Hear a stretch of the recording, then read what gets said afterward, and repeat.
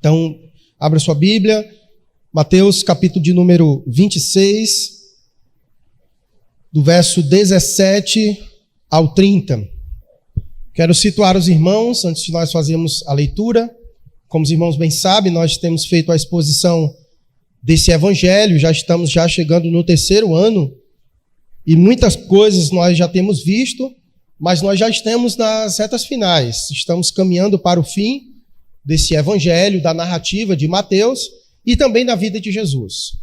Como começou o versículo 2 do capítulo 26, Jesus está apenas a 2 dias do momento da sua crucificação. Então Jesus viveu aqui 30 anos,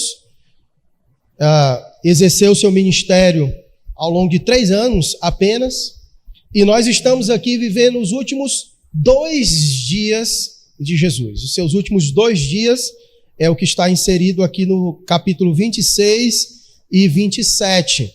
Os últimos 2 dias de Jesus enquanto ele esteve aqui na terra. E como nós vimos, esses 2 dias de Jesus aqui na terra são marcados por muito sofrimento e dor.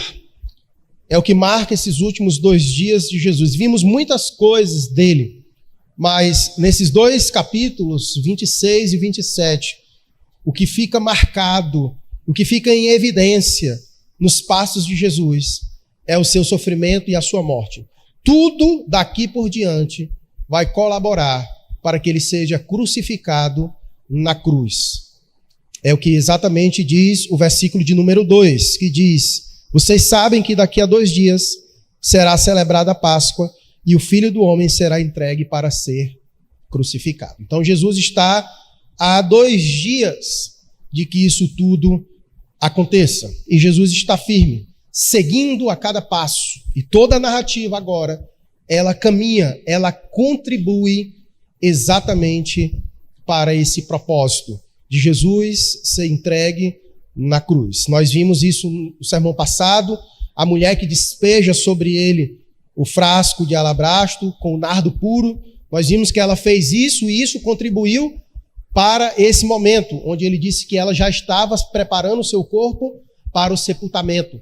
E vimos também já o plano de Judas, que traiu Jesus por 30 moedas de pratas, que também está contribuindo para isso, de maneira que ele vai dar a localização de Jesus, para que os líderes religiosos, juntamente com os guardas, coloquem a mão em Jesus, prendam Jesus e levem ele para ser crucificado. Então perceba que tudo está colaborando, contribuindo para que o plano de Deus seja executado. E isso não tira, em hipótese alguma, a responsabilidade dos homens envolvidos. É a soberania de Deus e a responsabilidade do homem caminhando lado a lado, como deve ser.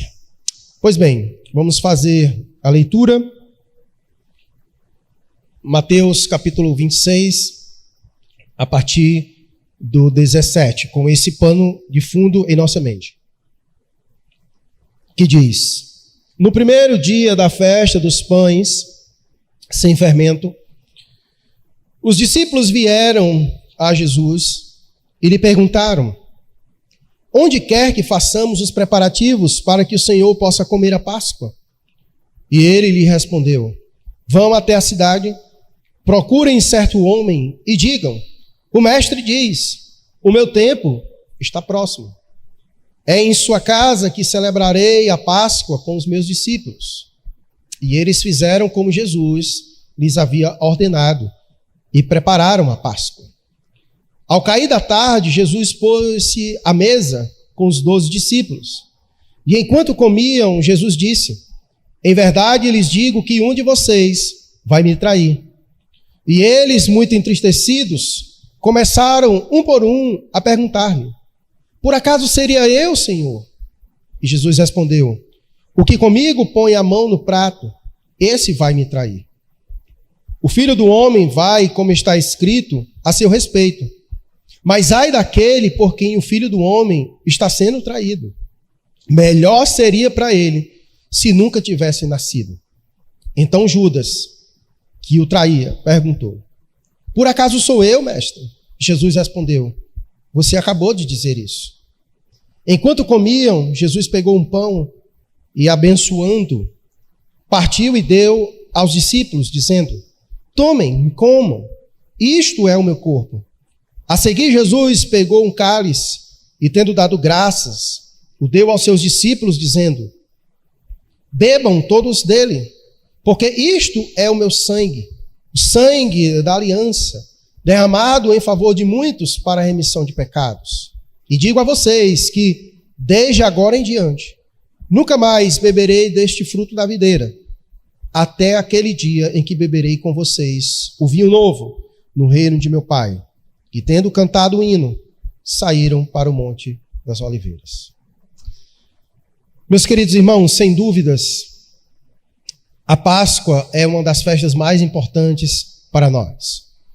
Nós estamos caminhando para o mês de dezembro e é um mês maravilhoso. Eu particularmente curto muito o mês de Natal, é um período muito especial e nós trazemos à memória o nascimento do nosso Senhor e Salvador Jesus Cristo.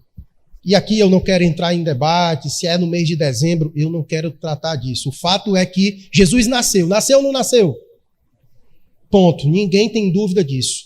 Historicamente falando, até livros de descrentes vão dizer isso, que houve um momento em que Jesus de Nazaré nasceu. Ponto. Então, nós recordamos um momento maravilhoso, o momento em que o nosso Salvador veio ao mundo, em que o Verbo se fez carne e habitou entre nós. É um momento maravilhoso, que mexe conosco, que mexe com o mundo, que mexe com as famílias, e é muito bonito de se ver. Sem falar das decorações natalinas, que também são espetaculares, né? É um momento realmente muito solene e de muitas reflexões. Contudo, sem dúvidas nenhuma, a Páscoa é o momento mais importante para nós. Porque Jesus nasceu com um propósito. Ele nasceu para morrer. Não para morrer como nós morremos. Mas Jesus nasceu para morrer por uma razão, por uma causa. E esta causa é que move toda a sua vida, todos os seus passos, todo o seu ministério, toda a sua trajetória. Tudo que ele fez aponta para um destino, para a cruz. Como nós já vimos, a cruz é a mensagem central do Evangelho. Então, sem dúvidas, a Páscoa é um momento importante. E aqui nós estamos em um momento da Páscoa, de celebração da Páscoa. E não havia um momento melhor para Jesus morrer do que na Páscoa, como nós já vimos aqui em alguns momentos. Mas quero lembrar você, porque Jesus está vivendo seus últimos momentos com seus discípulos no período da Páscoa. E como diz o texto, ele quer celebrar uma última vez com seus discípulos. E não teria um momento mais importante e significativo de Jesus morrer, senão na Páscoa. Porque a Páscoa traz uma mensagem maravilhosa para nós. Nós lemos aqui no começo do culto, em Êxodo capítulo 12, a instituição da Páscoa, a primeira Páscoa, o que ela significou para o povo. E nós já aprendemos que a primeira Páscoa ela tinha um objetivo, apontar para algo muito maior do que ela lá na frente. Mas vamos lembrar o que aconteceu na primeira Páscoa. De forma resumida, o povo de Deus estava sendo oprimido no Egito, e Deus então decide libertar este povo com mão poderosa. E quando Deus decide fazer isso, o Senhor institui uma festa para que eles pudessem celebrar, como nós já vimos, que deveria ser passado de geração em geração, de maneira que as novas gerações iriam perguntar: que festa é essa, que celebração é essa? E os seus pais iriam dizer: é a Páscoa do Senhor. E iria lembrar o que foi que Deus fez, tirando o seu povo da escravidão do Egito, libertando o seu povo. A Páscoa tem a ver com redenção, com libertação. Deus libertando o seu povo da escravidão do Egito.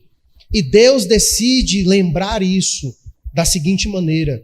Deus disse que eles deveriam pegar um cordeiro, macho, sem defeito, comê-lo por inteiro E disse que naquela ocasião, primeira, eles deveriam pegar o sangue do cordeiro e passar nos umbrais de sua casa, porque Deus iria visitar a terra do Egito, e iria ferir o Egito, e na casa onde estivesse o sangue do cordeiro, ela seria poupada. Então a Páscoa, ela traz essa ideia de Deus libertando o seu povo, de Deus trazendo redenção, e de Deus salvando o seu povo por meio do sangue do cordeiro que seria colocado nas casas. Por isso que não teria um momento mais importante para Jesus morrer do que na Páscoa, porque como nós já vimos e veremos ainda hoje, Cristo é o Cordeiro Pascual. Ele é o nosso Cordeiro. Por isso que quando João Batista olha para ele, diz: eis o Cordeiro de Deus, que tira o pecado do mundo. Se outrora o povo de Deus foi poupado pelo sangue, colocado nos umbrais de suas casas, hoje também nós somos libertos pelo sangue do Cordeiro que foi derramado naquela cruz para nos libertar da escravidão do pecado. Porque à semelhança do povo de Israel, todos nós também nascemos escravos. Nós nascemos escravos do pecado, porque a Bíblia diz que todo aquele que comete pecado é escravo do pecado. Mas também a Bíblia diz que todo aquele que conhece a verdade, essa verdade faz o que com ele? Liberta. Liberta exatamente do pecado. Então Deus enviou seu Filho para nos libertar. Essa é a Páscoa de Deus. Por isso que esse texto e esse momento é um momento especial. É Jesus entrando em Jerusalém para realmente consumar. É Jesus entrando em Jerusalém para morrer, o Cordeiro que morre, e o seu sangue nos livra de vez da escravidão do pecado. E isso é algo maravilhoso. Então, fique com isso em mente. Jesus está em Jerusalém. Está acontecendo a Páscoa. E a Páscoa traz isso à nossa memória. O ato de Deus de libertar o seu povo da escravidão. E o Cordeiro de Deus está em Jerusalém para morrer na cruz, para que por meio do seu sangue, ele também nos liberte da escravidão do pecado. Mas o texto começa dizendo a seguinte coisa no versículo 17. No primeiro dia da festa dos pães sem fermento, os discípulos vieram a Jesus. Você sabe o que é a festa dos pães sem fermento? A gente é acostumado a ouvir falar sobre a Páscoa, e muito pouco a gente para refletir sobre a festa dos pães sem fermento. Está no mesmo capítulo 12 de Êxodo, do mesmo capítulo da instituição da Páscoa. A festa dos pães sem fermento, ela era celebrada antes do dia da Páscoa. Tanto é que o texto aqui, ele põe exatamente na ordem com que deve ser. Jesus está com seus discípulos no primeiro dia da festa dos pães sem fermento, se preparando para posteriormente celebrar a Páscoa com seus discípulos.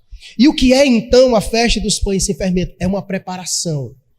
Era aquele momento em que o povo de Deus deveria fazer uma inspeção na sua casa e ver tudo que tinha fermento, tirar qualquer coisa que tinha fermento, tinha que limpar a casa, deixar a casa pronta para que eles pudessem celebrar a Páscoa. Os irmãos bem sabem que fermento nas Escrituras não tem uma boa conotação. Fermento é como se fosse algo ruim, é como se fosse algo mal. Tanto é que a Bíblia diz que um pouquinho de fermento ela faz o quê? Leveda a massa inteira. E quando a Bíblia diz isso, ela diz isso em um tom negativo. Que nós devemos nos abster do fermento, que nós devemos nos manter distante do fermento. O fermento é algo que corrompe. Fermento é como se fosse algo ruim. Então, a festa dos pães sem fermento é uma festa que Deus estabeleceu no meio do seu povo para preparar o povo para a celebração da Páscoa. Eles não deveriam fazer isso de qualquer maneira. Eles deveriam passar por uma inspeção rigorosa, minuciosa, e de observar as coisas que têm fermento e jogar ela fora. E se preparar para o momento da Páscoa. Trazendo para as nossas vidas, e a gente vai ver um pouquinho sobre isso de forma rápida.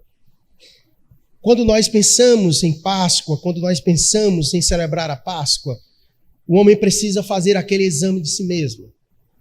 E o fermento são aquelas coisas negativas que nós precisamos deixar de fora. E aqui no caso é isso. Eles estão no primeiro dia da festa dos pães sem fermento. Veja comigo Êxodo capítulo 2, verso 12, verso 15. Bota só aí na tela para nós.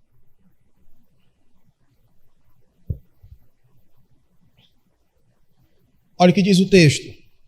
7 dias vocês comerão pães sem fermento. Logo no primeiro dia, tirem o fermento das suas casas, pois todo aquele que comer coisa levedada, desde o primeiro dia até o 7º dia, será o quê? Eliminado de Israel.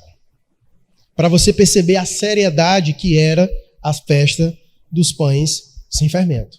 Quem comer vai ser eliminado do meio de Israel. Tão sério Deus dava essa questão do fermento, de estar em uma condição. Então perceba, o povo não podia celebrar de qualquer jeito, tinha que passar por essa inspeção.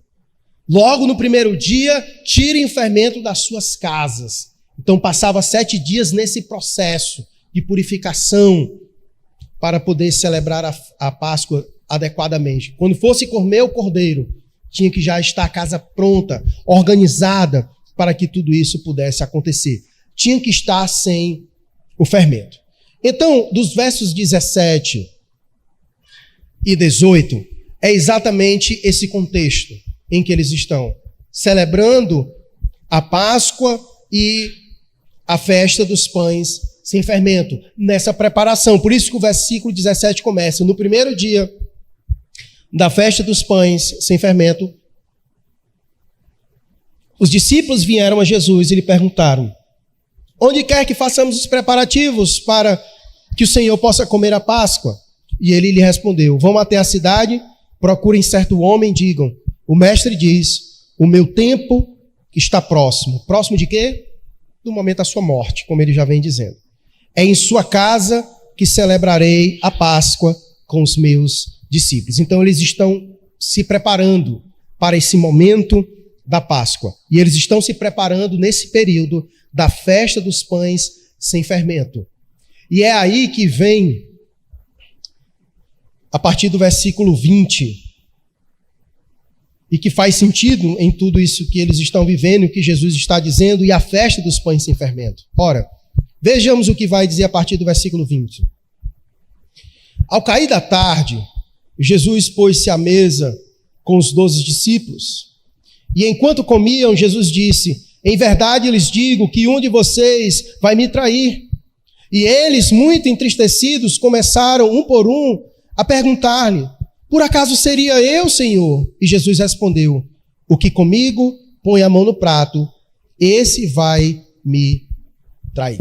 Todos os irmãos já sabem de quem Jesus está se referindo. Jesus está se referindo de Judas. Perceba, eles estão para celebrar a Páscoa.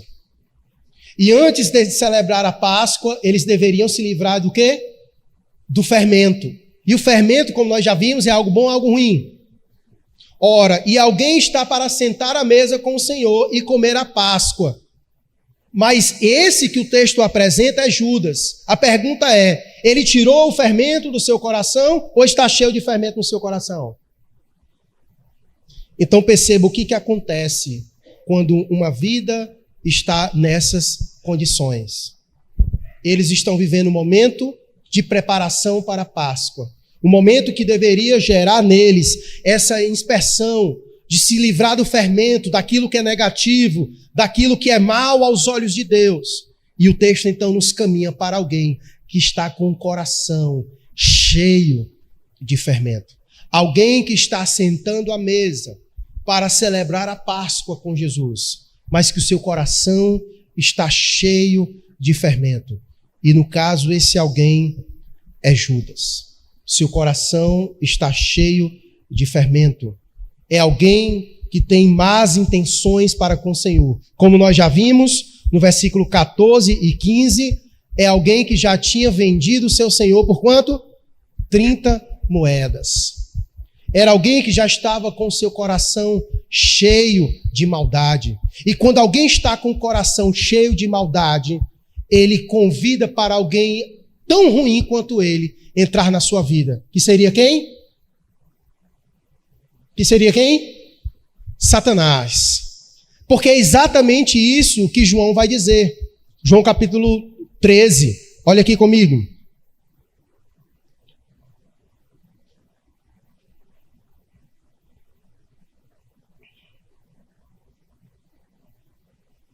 João capítulo 13, versículo 27. Coloca aí para nós, por favor.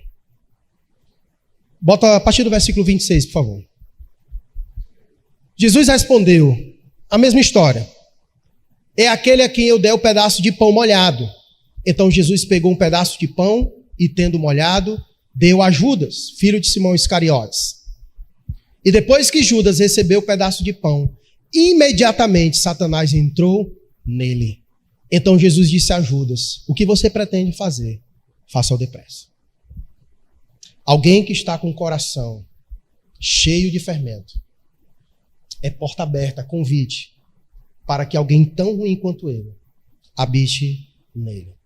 E o texto diz que Judas senta à mesa com Jesus, sem ter feito essa inspeção, com o coração cheio de fermento. E o texto diz que quando então Jesus dá o pedaço de pão a ele, imediatamente Satanás entra nele. Satanás entra nele. Infelizmente, Judas perdeu a rica oportunidade que teve. Judas foi um homem privilegiado. Judas teve a oportunidade de caminhar com Jesus. Você sabe o que é isso? Nós não sabemos o que é isso. De andar com Jesus, de estar com Jesus, de vê-lo face a face, de tocá-lo. Judas experimentou e vivenciou coisas que os nossos olhos talvez não seriam nem capazes de contemplar. Judas viu coisas que nem nos evangelhos foram registrados, porque João vai dizer que Jesus fez muitas coisas que não foram escritas. E se muitas coisas dessas fossem escritas, nem no mundo inteiro caberia da quantidade, tantas coisas que Jesus fez. Então, Judas presenciou todas essas coisas. Mas, infelizmente, seu coração permaneceu cheio de fermento. Seu coração permaneceu cheio de maldade. Essa tem sido a realidade de muitos, que têm presenciado tantas coisas, que têm visto Deus fazer tantas coisas, que já ouviu tantas coisas, mas que, infelizmente, continuam com seus corações cheios de fermentos. E o triste é porque, quando os nossos corações estão nessas condições, é como se nós estivéssemos convidando Satanás para estar próximo às nossas vidas. No caso, o texto bíblico afirma categoricamente que Satanás entrou, possuiu a vida de Judas. Porque, como nós já aprendemos, casa vazia é convite para Satanás. Perceba como é triste. Um dos apóstolos, daqueles que estiveram com Jesus, tão perto de Jesus, mas ao mesmo tempo tão longe. Tão perto de Jesus, mas ao mesmo tempo tão longe de Jesus. E isso, mais uma vez, nos traz lições que nós já ouvimos aqui inúmeras vezes. Você pode estar aqui sentado, mas pode estar muito longe de Deus. Você pode estar hoje aqui sentado, mas ao mesmo tempo está muito longe de Deus. Judas é a prova disso. Mas talvez você possa cair no fatalismo, que muitos caem. Mas, pastor, Judas não tinha opção. Já estava destinado isso a acontecer com ele. Não, negativo. A Bíblia diz que estava destinado um trair de fato, mas não necessariamente Judas Iscariotes. E o próprio texto bíblico vai dizer isso. No versículo 24 diz, o Filho do Homem vai, como está escrito a seu respeito. É um fato. Isso é soberania de Deus. Tinha que acontecer. Jesus tinha que morrer. E de fato a Bíblia também diz que alguém iria trair. Mas olha o que diz a Bíblia no restante. Mas ai daquele por quem o Filho do Homem está sendo traído. Melhor seria para ele se nunca tivesse nascido. Responsabilidade dele. Responsabilidade dele. Soberania de Deus e responsabilidade do homem ao mesmo tempo. Judas vendeu a Cristo conscientemente e fez isso segundo a sua própria vontade, a sua cobiça, o seu coração cheio de fermento, a sua distância de Deus. Então o texto coloca isso muito bem, um do lado do outro, soberania de Deus e responsabilidade do homem. E é interessante o texto porque isso era tão sutil, coisas que nós já vimos. O joio no meio do trigo são tão semelhantes que é difícil em diversos momentos você perceber. E o texto nos faz perceber isso. Ninguém desconfiava de Judas. Tanto é que o texto vai dizer isso. Vejamos. Versículo 21, Jesus diz: E enquanto comiam, Jesus disse: Em verdade lhes digo que um de vocês vai me trair. Olha a postura deles no verso 22. E eles, muito entristecidos, começaram um por um a perguntar-lhe: Por acaso seria eu, Senhor? Ou seja, eles não desconfiavam de ninguém. Será que é eu? O outro não faz, será que é eu? Será que é eu? Se fosse algo claro, quando o Senhor falou, todo mundo iria olhar para quem? Né? Iria cutucar, é ele. Lascou, é ele. Todo mundo já sabe, tá na cara que é ele. Tá entendendo? Antes dele falar, a gente já sabia quem ia ser o traidor. Não. A coisa não estava nítida. Judas esteve ocultando, com muita dedicação, o fermento no seu coração. Ocultando das pessoas, agindo falsamente, enganando um, enganando o outro. Só não podia enganar o mestre. Porque Jesus é aquele que vê não somente o exterior, mas vê o interior. E Jesus sabia que ali havia muito fermento. Aqui há muito fermento. E como nós já vimos, esse fermento quase leveda a massa toda. Lembra quando a mulher derramou o frasco sobre Jesus? Que não somente Judas pensou isso, mas ele também levou os demais discípulos a olhar para aquilo que aquela mulher fez e também dar o mesmo parecer. Isso é um desperdício. Isso é um desperdício. Então Judas conseguiu convencer os demais de que aquilo que aquela mulher havia feito era um desperdício, que deveria pegar aquele perfume e vender. Mas nós já vimos que Judas, na verdade, queria pegar esse dinheiro e botar no bolso. Judas era um homem que amava o mundo e as riquezas do mundo. Por isso, já que ele não conseguiu lucrar com o perfume que foi derramado, achou que poderia lucrar com alguma coisa e vendeu Jesus pelo preço de um escravo ferido, 30 peças de prata. Enquanto aquela mulher derramou sobre o seu senhor um perfume que valia 300 denários, um ano inteiro de um salário de trabalhador. Judas, infelizmente, encheu seu coração de fermento e caiu na armadilha de Satanás. E isso foi muito sutil aos olhos dos demais discípulos, de maneira que eles não perceberam. Versículo 22. E eles, muito entristecidos, começaram um por um a perguntar-lhe: Por acaso seria eu, Senhor? E Jesus respondeu: O que comigo põe a mão no prato, esse vai me trair. Meus irmãos, quando você olha para esse versículo, o que isso traz para você? O que coloca a mão, o que põe a mão no prato, o que comigo põe a mão no prato, esse vai me trair. O que isso remete a você? A gente já sabe, é traição, mas é das piores das traições. Porque alguém que senta à mesa contigo e põe, como diz o texto, e põe a mão no prato contigo, é alguém que aparentemente tem o que contigo? Intimidade, cara. É alguém que tem intimidade. Você senta comigo, você partilha de comunhão comigo e me trai. Essa é a pior das traições. Porque quando somos traídos por pessoas distantes, ou que tem certo coleguismo conosco, a gente se espanta porque é muito ruim ser traído, mas alguém de dentro, alguém que tem profunda intimidade, alguém que caminha comigo, alguém que anda comigo, alguém que comigo põe a mão no prato, isso é covardia total. Isso é covardia. Então, a situação de Judas, ela vai para além por causa do tipo de traição que acontece.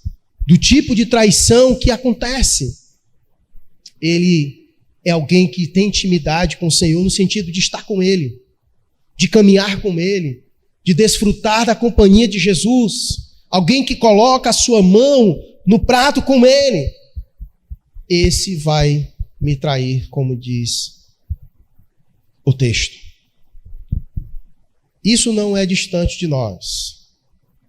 Isso é reflexo de vários textos que nós já vimos, de várias pessoas que no último dia vai dizer, Senhor, Senhor, lembra? Pessoas que acham que têm intimidade com o Senhor, mas o Senhor vai dizer, eu nem conheço você. Essa intimidade é uma intimidade traíra. Você me chama de Senhor, Senhor, mas vive como se eu não fosse o Senhor da sua vida. Judas é alguém que põe a mão no prato com o Senhor. Aparentemente é alguém que tem intimidade, mas seu coração é traíra. Não ama o Senhor. Ele está preocupado com o que ele pode lucrar com o Senhor. E por isso o tipo de traição dele é muito pesado. Por isso o Senhor disse, melhor seria para ele nunca ter nascido. Melhor para ele nunca ter nascido. Se tem um tipo, irmãos, de julgamento de Deus sobre a vida de determinadas pessoas, é porque é proporcional ao tipo de revelação que ele tem em detrimento a outras pessoas. Muitas pessoas são privilegiadas de contemplarem muitas coisas do Senhor, de verem muitas coisas. E por isso que o castigo de Deus, muitas vezes, para elas, são mais severas. Por isso que Jesus disse de Jerusalém, haverá mais rigor para Sodoma e Gomorra do que para ti. Porque tu presenciou tantas coisas e o teu coração permaneceu duro, cheio de fermento. E mais uma vez aqui, o Senhor expressa isso. E aí Judas, de forma fingida, versículo 25. Então Judas, que o traía, perguntou, por acaso sou eu, mestre? Ora, não. Se fosse a gente ia dizer, está se fazendo de doido, mano? Está se fazendo de doido. Por acaso sou eu? É claro. E Jesus responde isso, né? Da maneira que ele sempre responde, né? E Jesus respondeu, você acabou de dizer isso. Nem precisou eu dizer. A sua própria pergunta já sentencia você, já denuncia você mesmo. Por acaso sou eu, mestre? E Jesus respondeu, você acabou de dizer isso. Meus irmãos, esse texto ele é belíssimo porque apresenta o que Jesus veio fazer aqui neste mundo. Todos os rituais do Antigo Testamento, eles eram ineficazes. Por mais que um homem passasse 7 dias fazendo toda a inspeção na sua casa, tentando se livrar do fermento, todos os rituais de purificação do Antigo Testamento, no fim eles eram ineficazes porque ano após ano, vez por vez, você deveria fazê-los novamente. Você ficava sujeito a tê-los que fazer. Você ficava sujeito a ter que ir sempre aos sacerdotes, ser submetido a eles, sacrificar um animal para aplacar a ira de Deus, para perdoar os seus pecados. porque fermento de pecado é a mesma coisa. Mas chega um momento em que Deus, de fato, quer consumar essas coisas. Porque todos esses rituais, todas essas coisas, apontavam para algo muito maior. Algo que Deus iria realizar, que iria ser feito uma única vez, para que por meio disso nós fôssemos purificados. É por isso que entra o verso de número 26 a 30, que é a celebração da ceia. A Páscoa agora, ela ganha uma nova conotação. Ela ganha agora um novo sentido na pessoa de Jesus Cristo. Por isso que Paulo vai dizer que Cristo é o nosso Cordeiro Pascal. Nele, as coisas vão ganhando um novo significado. Deus vai ressignificando as coisas mediante a vida do seu Filho. E o texto então vai dizer, do verso 26 a 30. Enquanto comiam, Jesus pegou um pão e, abençoando, partiu e deu aos seus discípulos, dizendo: tomam, comam. Isso é o meu corpo. A seguir, Jesus pegou um cálice, tendo dado graças, o deu aos seus discípulos, dizendo: bebam todos dele, porque isto é o meu sangue, o sangue da aliança, derramado em favor de muitos, para a remissão de pecados. E digo a vocês, que desta hora em diante, nunca mais beberei deste fruto da videira, até aquele dia em que beberei com vocês o vinho novo, no reino de meu Pai. E tendo cantado um hino, saíram para o Monte das Oliveiras. A semelhança da Páscoa, Jesus mais uma vez vem. Porque antes eles tinham que pegar o cordeiro, assá-lo por inteiro macho e comê-lo. E deveria pegar o sangue e aspergir sobre os umbrais de sua casa. E semelhantemente agora Jesus vai dizer: esse pão representa o meu corpo e vocês devem comer. E agora o sangue também, que vocês colocavam nos umbrais, vocês devem beber. Porque isso representa a nova aliança que Deus faz com os homens. E essa ideia de comer do seu corpo e beber do seu sangue não é algo novo. Jesus já havia dito isso em alguns momentos. Por exemplo, João, capítulo de número 6, se eu não me engano, acho que é o verso 52.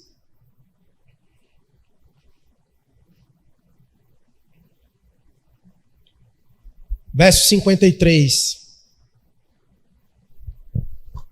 Olha o que disse Jesus. Jesus respondeu: em verdade, lhes digo que se vocês não comerem a carne do Filho do Homem e não beberem o seu sangue, não terão vida em vocês mesmos. E ele continua: quem come a minha carne e bebe o meu sangue tem a vida eterna, e eu ressuscitarei no último dia. E ele continua: pois a minha carne é a verdadeira comida, e o meu sangue é verdadeira bebida. Quem come a minha carne e bebe o meu sangue permanece em mim, e eu permaneço nele. Assim como o Pai que vive me enviou, e igualmente eu vivo por causa do Pai, também quem de mim se alimenta viverá por mim. O que Jesus quer dizer com isso? Que devemos comer da sua carne, como cordeiro, que devemos beber o seu sangue. Alguém lendo isso pode achar que somos canibais, né? E de fato a igreja foi acusada no primeiro século de canibalismo, por causa dessas palavras que Jesus estava dizendo. Pela prática disso. Contudo, Jesus não estava dizendo que nós deveríamos literalmente comer a sua carne e beber ao seu sangue. Mas o que Jesus está querendo dizer é que devemos participar dos seus sofrimentos. Jesus está querendo dizer que nós só podemos ter vida se nós participarmos dos seus sofrimentos. Porque é por meio dos seus sofrimentos que nós somos libertos. É por meio da sua morte que nós somos salvos. É disso que ele está querendo se referir. Que nós só seremos libertos, como o povo foi liberto no Egito, se nós participarmos da sua morte. Se essa morte dele trouxer créditos para nós, aí sim, nós seremos livres. E é exatamente isso que ele está querendo dizer. E é por isso que nesta noite, na celebração da ceia, nós traremos à memória exatamente isso. o que Jesus fez naquela cruz. Assim como o cordeiro foi morto e o seu sangue foi aspergido na casa para salvar o povo no Egito, nós estamos nesta noite dizendo exatamente o que Jesus fez, em que ele pendurou o seu corpo e derramou o seu precioso sangue para a remissão dos nossos pecados. Nesta noite nós fazemos exatamente isso. Mas há alguns debates acerca dos elementos da ceia. Porque Jesus está à mesa com os seus discípulos e ele disse a eles como eles deveriam fazer na celebração da Páscoa, da ceia do Senhor. Ele vai dizer: enquanto comiam, Jesus pegou um pão e, abençoando, partiu e deu aos seus discípulos, dizendo: tomam, comam, isto é o meu corpo. Então Jesus pegou um pão e disse: ao comer este pão, vocês estarão comendo o meu corpo. E ao beber do cálice, ele diz: e a seguir, Jesus pegou um cálice e, tendo dado graças, o deu aos seus discípulos, dizendo: bebam todos dele, porque isto é o meu sangue, o sangue da aliança. E neste cálice que ele deu, obviamente ele não se cortou e botou o sangue dele, mas nesse cálice os discípulos estavam tomando vinho. Então o pão representa o seu corpo e o vinho representa o seu sangue. E houve debates ao longo da história da igreja de supor que, de fato, quando você come o pão, é literalmente o corpo de Jesus que você está comendo, ingerindo. E de quando você toma o suco de uva ou o vinho, é literalmente o sangue de Jesus que você está bebendo. Por exemplo, o catolicismo romano, eles creem mais ou menos por aí, de que, de fato, a hóstia sagrada é literalmente o corpo de Jesus. E há outros que dizem que, ainda que não haja uma mudança na matéria, mas há de forma espiritual. Quando você come o pão, há toda uma carga espiritual, como se fosse o corpo de Jesus. Só tem a cara de pão, mas de fato é o corpo de Jesus. E muitas outras suposições vão sendo criadas acerca disso. Contudo, quando você come, obviamente, os seus sentidos lhe dizem o que de fato essas coisas são. Elas são pão e são o vinho ou suco de uva. E Jesus fez isso apenas como um memorial. Nada dessas coisas passa por um processo de transformação, mas eles têm um objetivo de nos fazer lembrar do que Jesus está fazendo. Quando nós comemos do pão e tomamos do cálice, nós trazemos à memória o que Jesus fez. O verdadeiro sentido da Páscoa, que é o que diz o texto, onde ele morre por nós para a remissão dos nossos pecados. Porque ele diz: isto é o meu sangue, o sangue da aliança, derramado em favor de muitos para a remissão de pecados. A forma de Deus de tirar aquele fermento do nosso coração, de nos purificar desse fermento, é por meio do sangue de Jesus. É por meio dele. É por meio dele que nós somos purificados. É por isso que João vai dizer que se nós confessarmos os nossos pecados a ele, ele não somente é fiel para nos perdoar, mas também para nos justificar e também nos purificar. É por meio dele que nós somos purificados, que o fermento é limpado. E nós temos uma vida digna diante do Senhor, por meio de Jesus Cristo. E não há outra forma de nós limparmos a nossa casa. Não há outra forma de nós, por nós mesmos, tirarmos o fermento, se não for por meio de Jesus Cristo. Ele é a forma de Deus para fazer isso em nossas vidas. Ele é a forma dada por Deus para nós sermos purificados dos nossos pecados, de toda a impureza do fermento. Jesus é esse que Deus deu de presente para mim e para você, para que por meio dele nós sejamos purificados. E é assim que nós devemos celebrar a Páscoa. É assim que nós devemos celebrar esse momento. Olha o que diz o apóstolo Paulo em 1 Coríntios, capítulo de número 5.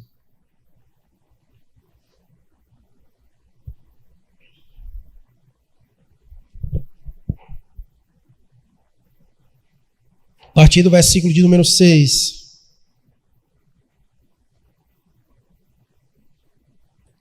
Os irmãos bem sabem que a igreja de Corinto era uma igreja bem problemática. Uma igreja que vivia em impureza. O capítulo 5 é um capítulo bastante pesado. Paulo começa denunciando os irmãos, porque o texto diz, não é bom esse orgulho que vocês têm. Sabe qual era o orgulho que esses irmãos estavam tendo? O orgulho que eles estavam tendo é que o camarada estava tendo relações sexuais com a mulher do seu pai e o pessoal estava se orgulhando disso. E Paulo escreve para dizer, que tipo de orgulho é esse? Não é bom esse orgulho que vocês têm. Por acaso vocês não sabem que um pouco de fermento leveda a massa toda? O que esse homem está fazendo no meio de vocês, essa impureza que ele está fazendo no meio de vocês, se vocês acharem isso normal e tiverem orgulho disso, isso vai espalhar porque começou com ele e de repente outro vai fazer também e outro também, porque está todo mundo tendo orgulho dessa safadeza. Não é bom esse orgulho que vocês têm. Por acaso vocês não sabem que um pouco de fermento leveda a massa toda? E ele continua. Joguem fora o velho fermento para que vocês sejam nova massa, como de fato já são, sem fermento, pois também Cristo, nosso Cordeiro Pascal, foi sacrificado. Ele foi sacrificado para quê? Para que você viva sem fermento. Ele foi sacrificado para que você viva sem fermento. E vocês estão como aí no meio de vocês? E Paulo lembra eles disso. Joguem fora isso. Porque o Cordeiro Pascal foi sacrificado para que vocês sejam nova massa, como de fato são, sem fermento. Se de fato o sacrifício de Cristo caiu sobre a vida de vocês, então viva de modo diferente. Vocês são nova massa, como de fato são, sem fermento. Esse estilo de vida de vocês é o estilo de vida que mostra que vocês ainda estão com os corações cheios de fermento. Então o convite é um convite a deixar essas coisas para que o Cordeiro, de fato, possa nos purificar de toda a impureza do fermento. E eu quero dar uma passada com os irmãos no texto que nós comumente usamos aqui na celebração da ceia, de 1 Coríntios, capítulo de número 11. No versículo 28 em especial.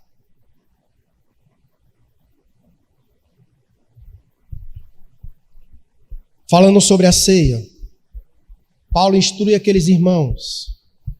E olha o que ele diz. Agora faz sentido quando você olha para Paulo dizendo isso para os irmãos. Que cada um examine a si mesmo e assim coma do pão e beba do cálice. Paulo está instruindo os irmãos a fazerem aquilo que se fazia na festa dos pães sem fermento. Um momento de dispersão. Um momento de se purificar do fermento. E Paulo então diz isso, cada um examine-se a si mesmo. Mas é interessante como ele diz, cada um examine-se a si mesmo e assim coma do pão e beba do cálice. É muito comum nós encontrarmos pessoas que dizem, não, eu não vou participar da mesa porque eu estou vivendo em pecado. Beleza, você chegou a esse exame de si mesmo. E agora o que você deve fazer? Você deve se arrepender dos seus pecados. Porque se você se arrepender dos seus pecados, o que a Bíblia diz que Deus faz? Ele perdoa os nossos pecados e nos purifica. Então você participa, porque você foi purificado. Por isso ele diz que o homem examine-se a si mesmo e assim coma. Entendendo que a ceia é uma ordenança de Deus. E se é uma ordenança, então nós devemos cumprir a ordenança. Então eu não posso deixar de cumprir a ordenança de Deus por causa do meu pecado. Eu preciso confessá-lo diante de Deus, examinar a mim mesmo, colocar diante de Deus para que Ele me limpe desse fermento, para que Ele me purifique desse fermento. E só há uma maneira de fazer isso, aos pés de Jesus. Porque Ele é o Cordeiro Pascal. Ele é o Cordeiro Pascal. É por meio do seu sangue que nós somos redimidos. É por meio do seu sangue que nós somos lavados. É por meio do seu sangue que nós somos purificados. E por isso que nessa noite nós estamos aqui. para colocar as nossas vidas diante do Senhor. Não como Judas, que coloca a mão no prato com ele e o trai, mas que coloca a mão no prato para participar da comunhão com o Senhor. Como alguém que ama ao Senhor e que entende que o seu sangue nos purifica e nos limpa de todo o fermento. Amém?